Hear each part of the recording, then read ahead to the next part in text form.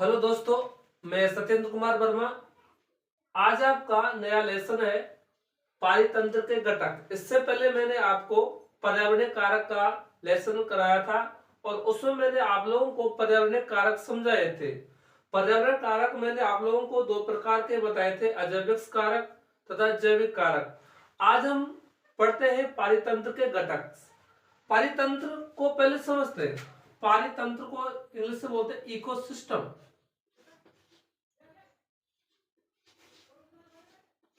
Ecosystem यह शब्द Tansley ने दिया था। किसने? टेंसले ने दिया था। और यह पूछा जाता है कि इकोसिस्टम शब्द किसने दिया था? टेंसले ने दिया था। अभी यूपी टेट का एग्जाम हुआ है, उसमें पूछा गया है। और एक शब्द है इकोलॉजी शब्द। इकोलॉजी शब्द अर्नेस्ट हैकल ने दिया था। किसने? अर्नेस्ट हैकल ने। एक शब्द और है इकोलॉजी में जो ज्यादातर पूछे जाने वाला है, बायोसिनोसिस शब्द। बायोसिनोसिस यह शब्द कार्ल मोबियस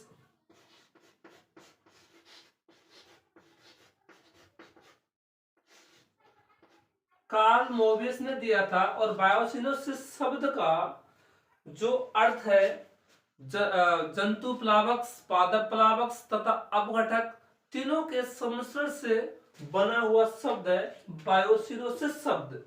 और यह बायोसिनोसिस शब्द का पर्यायवाची शब्द है पारितंत्र या बायोम का।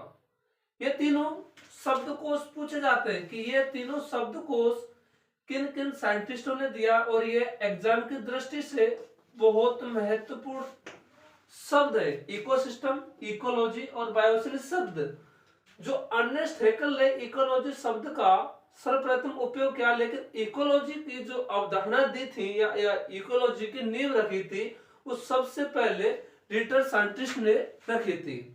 अब हम सीधे बात करते हैं पारितंत्र के घटक। पारितंत्र के घटक को हम देखते हैं तो पारितंत्र के तीन प्रकार के घटक होते हैं, अजैविक घटक, ऊर्जा तथा जैविक घटक।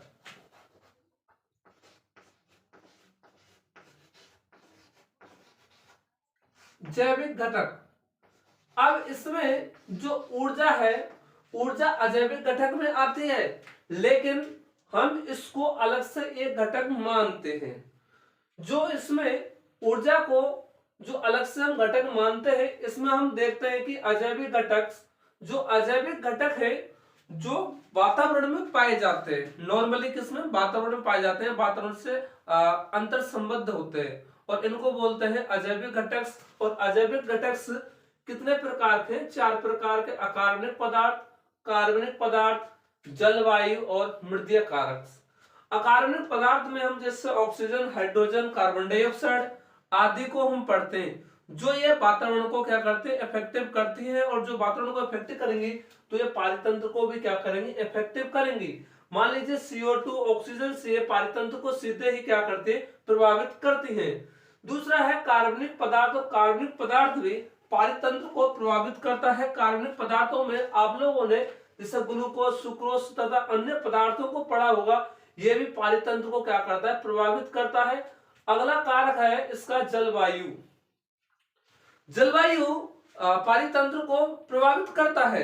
अब जलवायु में देखिए आप लोग क्लाइमेट फैक्टर्स बोलते हैं इसमें, जिसमें जल आ जाता है। जल किस प्रकार पारितंत्र को प्रभावित करता है? जैसे हम जलीय आवास को देखते हैं, जलीय आवास में जो पारितंत्र होता है, जैसे आप लोगों ने तालाब का एक पारितंत्र बनाई है, तालाब का पारितंत्र को हम देखते हैं तो उसमें फाइटोप्लैंक्टन्स पाए जाते हैं। जो फाइटोप्लैंक्टन्स होते हैं वो पानी में जो नीचे रहते हैं या तैरते रहते हैं या नीचे की सतह पर पाई जाती हैं।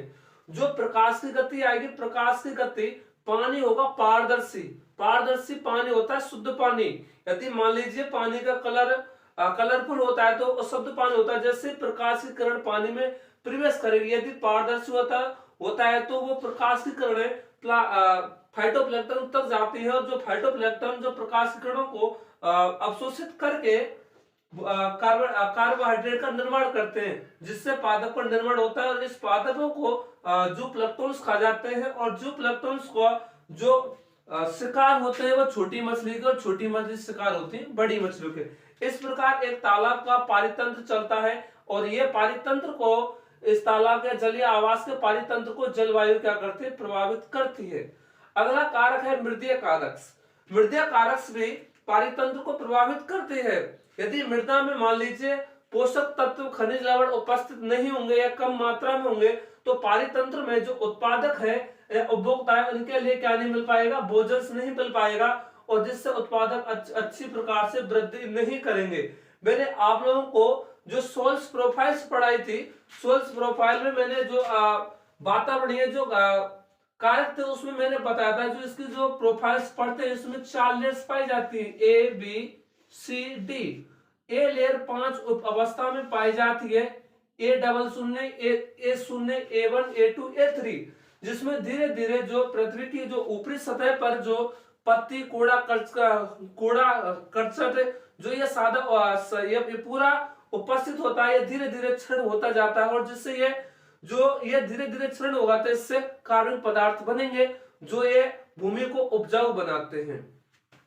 और बी में जो कुछ जो भूमि की जो निचली परतों में जाते हैं तो उसमें खनिज लवण पाए जाते हैं और ये इस प्रकार ये मृदीय कारक पारितंत्र को प्रभावित करते हैं। अब हम बात करते हैं ऊर्जा। दूसरा घटक है इसका ऊर्जा। ऊर्जा जो पारितंत्र को मिलती है वो सौर ऊर्जा से मिलती है। जो ये सौर ऊर्जा को जो उत्पादक है जो फोटोन्स ऊर्जा को स्थितिज ऊर्जा में कन्वर्ट कर देता है। जो ये सूर्य से क्या मिलती है, ऊर्जा मिलती है जो किसमें जो सौर ऊर्जा को रासायनिक ऊर्जा में परिवर्तित कर देता है और ये उत्पादक इसका क्या करते हैं, उपयोग करते हैं। आगे हम बात करेंगे जैविक घटक। जैविक घटक सामान्य 2 प्रकार के होते हैं और इन 2 प्रकारों में एक होता है उत्पादक, इसको बोलते हैं प्रोड्यूसर्स, दूसरा होता है उपभोक्ता, कंज्यूमर्स। जो उत्पादक होते हैं ये ऑटोट्रोफस होते हैं। ऑटोट्रोफस का मतलब है स्वयं पोषी होते हैं, खुद स्वयं भोजन का निर्माण करते हैं। किसकी उपस्थिति में, प्रकाश संश्लेषण की उपस्थिति में सौर ऊर्जा का उपयोग करके ये अब खुद स्वयं भोजन का निर्माण करते हैं और इनको बोलते हैं स्वपेशी। जिससे इसमें आ जाते हैं पौधे। अगला देखते हैं उपभोक्ता, कंज्यूमर्स। उपभोक्ता हम 2 प्रकार के पढ़ते हैं, सूक्ष्म उपभोक्ता, बृहत उपभोक्ता, माइक्रो कंज्यूमर्स है मैक्रो कंज्यूमर्स। अब इसमें सूक्ष्म उपभोक्ता में हम देखते हैं जीवाणु कवक। जीवाणु कवक क्या करते हैं, किसी मृत शरीर का या मृत जो पादप भागों का क्या करते हैं, अपघटन करते हैं और ये दोबारा से ही मृदा में ये पोषक पदार्थों को मिला देते हैं। अगला है बृहत उपभोक्ता, मैक्रो कंज्यूमर्स। और मैक्रो कंज्यूमर्स तीन भागों में बांटा गया, प्राथमिक उपभोक्ता, द्वितीयक उपभोक्ता, तृतीय उपभोक्ता या चरम उपभोक्ता। अब ये जो हम खाद्य श्रृंखला या खाद्य चयन में देखते हैं, उत्पादकों को प्राथमिक उपभोक्ता खाता है। जो प्राथमिक उपभोक्ता का शिकार होता है द्वितीयक उपभोक्ता का और द्वितीयक उपभोक्ता शिकार होता है तृतीय उपभोक्ता। और जो तृतीय उपभोक्ता की उम्र बढ़ती है और जिससे इनकी क्या होती है, मृत्यु हो जाती है और इनका जो मृत शरीर जो मृत पदार्थों का जो भक्षण करते हैं उनको बोलते हैं अपमार्जक। और अपमार्जक में आ जाते हैं, अपमार्जक में गिद्ध, चील, कौवा। इस प्रकार ये चरम उपभोक्ताओं का क्या करते हैं, भक्षण करते हैं। और इस प्रकार ये जो दोनों घटक पारितंत्र का क्या करते हैं, निर्माण करते हैं। आगे हम बात करते हैं फूड चेन की, कि इसमें जो पारितंत्र फूड चेन किस प्रकार चलती है और ये निरंतर चलती रहती है। यदि मान लीजिए इस पारितंत्र फूड चेन का एक भी घटक या एक भी पोषक जो इस तरह है उसकी कमी हो जाती है तो यह पारितंत्र क्या हो जाता है, डिसऑर्डर्स हो जाता है। यह मतलब प्रभावित हो जाता है और ये एक सही प्रकार से क्रम में नहीं चल पाता है।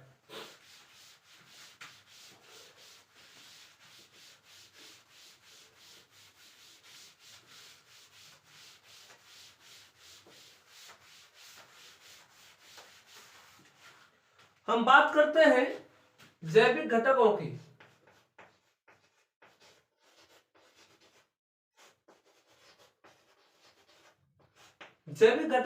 जैविक घटक में उत्पादक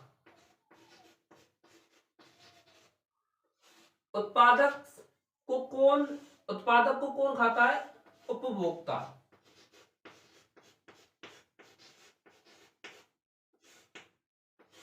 जो उत्पादक होते हैं ये स्वयंपोषी होते हैं और उपभोक्ता क्या होते हैं? विषमपोषी होते हैं।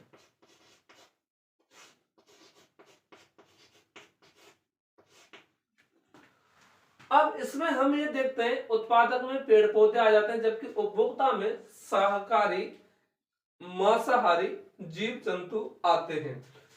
अब हम एक खाद्य श्रृंखला का एक उदाहरण लेते हैं और खाद्य श्रृंखला का जो घास खाद्य श्रृंखला का हम उदाहरण देखते हैं।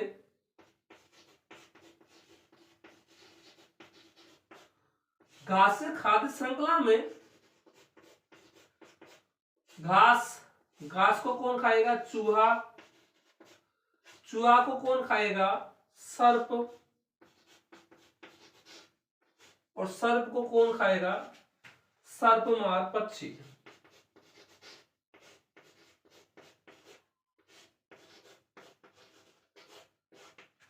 एक दूसरी खाद्य श्रृंखला देखते हैं। घास को कौन खाएगा? हिरण। और हिरण किसका शिकार होता है? बाघ या शेर का।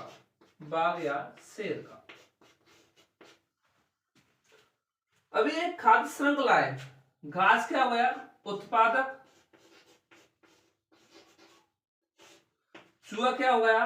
प्राथमिक उपभोक्ता।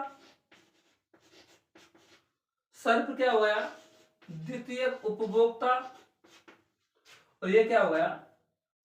चरम उपभोक्ता या टॉप कंज्यूमर।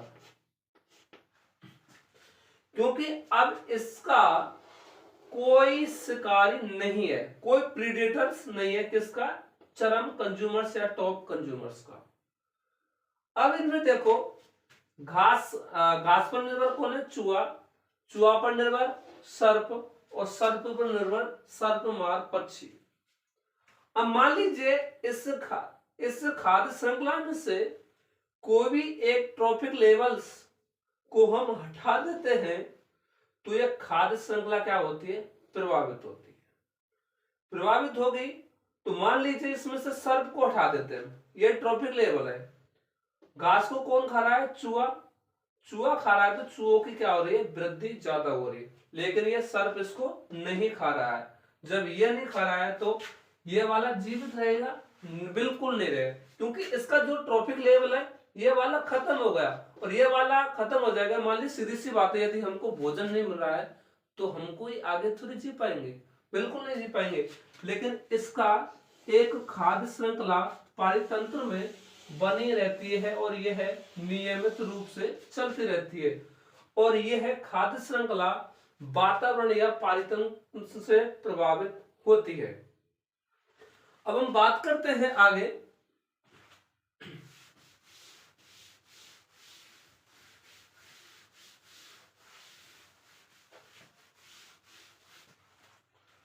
उपभोक्ता के बारे में हम बात करते हैं। उपभोक्ता, सूक्ष्म उपभोक्ता,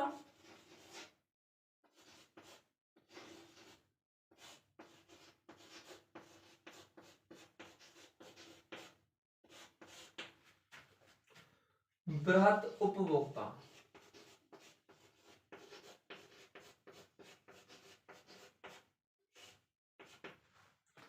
सूक्ष्म उपभोक्ता में जीवाणु आ जाते हैं,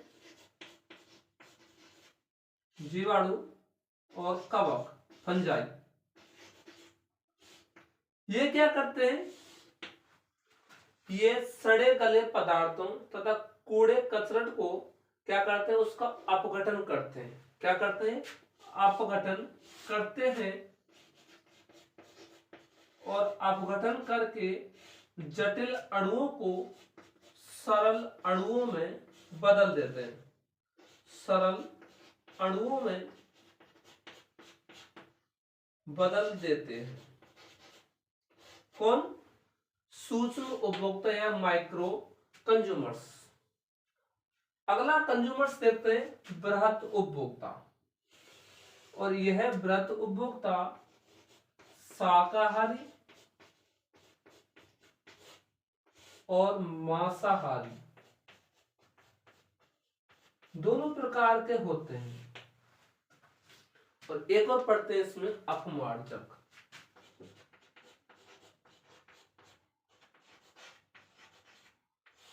अपमार्जक शाकाहारी में जैसे हिरण, बकरी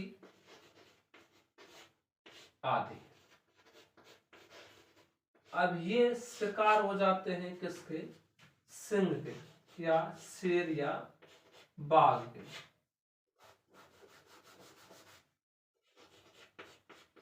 शेर या बाघ के, क्योंकि ये द्वितीयक उपभोक्ता या प्राथमिक उपभोक्ता मान सकते हैं।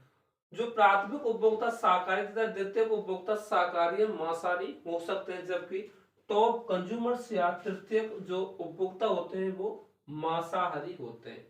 और इन टॉप कंज्यूमरों का कोई शिकारी नहीं होता, मतलब कोई प्रीडेटर्स नहीं होता।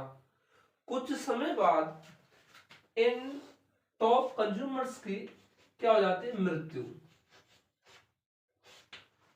अब इनका जो डेड बॉडी है, इसको तो अभी ठिकाने लगाना है, और इसको ठिकाने लगाने के लिए अपमार्जक होते हैं। क्या होते हैं? अपमार्जक।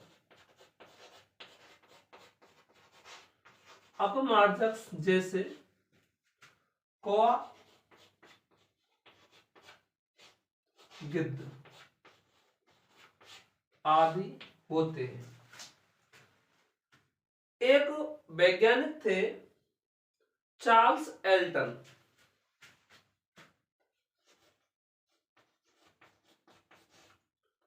चार्ल्स एल्टन, और चार्ल्स एल्टन ने पारिस्थितिकी पिरामिड्स का नाम दिया। पारिस्थितिकी पिरामिड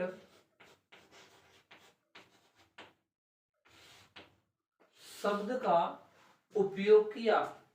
इन्होंने यह बताया कि परजीवी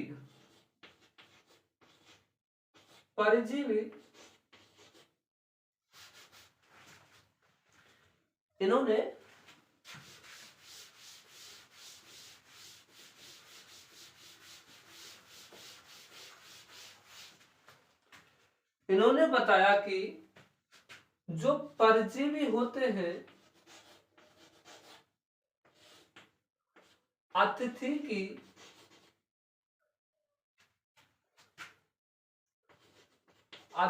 की आमदनी होती है,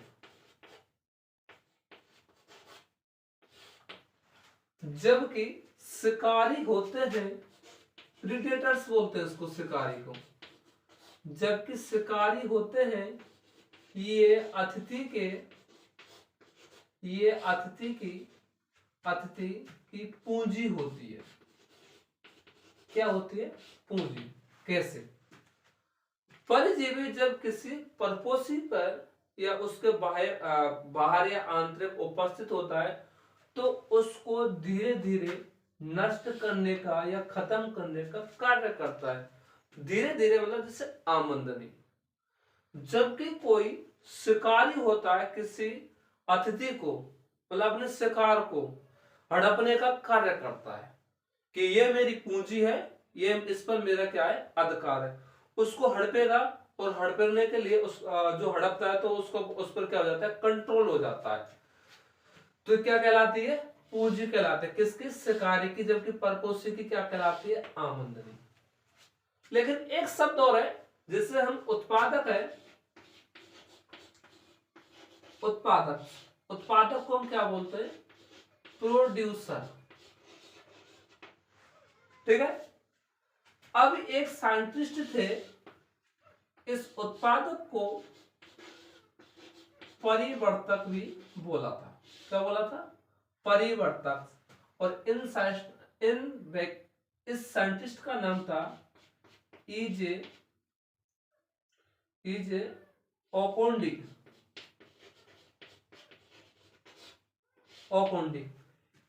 कैसे बोला परिवर्तक? जो ये उत्पादक है, कौन उत्पादक? ये उत्पादक जो सूर्य की ऊर्जा, किसमें? फोटोन में, फोटोन में,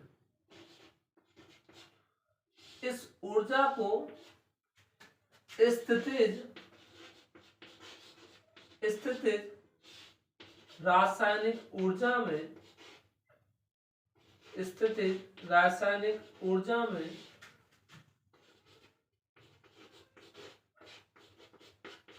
बदल देते हैं। जब कोई भी चीज बदलेगा तो क्या उसको क्या बोलेंगे? परिवर्तक। और ऊष्मा गति का प्रथम नियम यह कहता है कि ऊर्जा को ऊष्मा गतिकी का प्रथम नियम क्या कहता है? ऊर्जा को ना तो नष्ट कर सकते हैं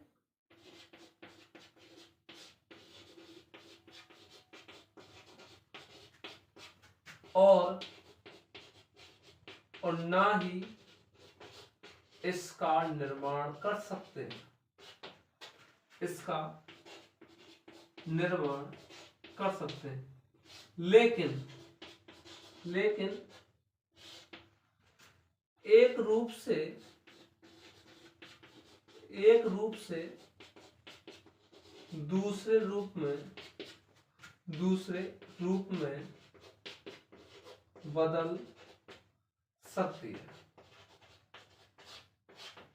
ये क्या कहलाता है? ऊष्मा गति का प्रथम नियम। इस ऊर्जा को ना तो हम नष्ट कर सकते हैं, ना ही हम इसका निर्माण कर सकते हैं, केवल एक रूप से दूसरे रूप में परिवर्तित हो जाती है।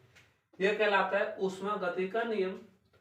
आगे की क्लास में मैं आप लोगों को खाद्य श्रृंखला, खाद्य जाल और ऊर्जा के पैरामीटर्स को कराऊंगा। आज का लेक्चर्स यही खत्म होता है। आप लोगों को पारितंत्र के घटक भली भांति समझ में आ गए होंगे। यदि आप लोगों को कोई भी डाउट है तो कमेंट बॉक्स में आप कमेंट करें और आपका रिप्लाई जल्दी दे दिया जाएगा। आप आगे की वीडियो का इंतजार करें। तब तक नमस्ते।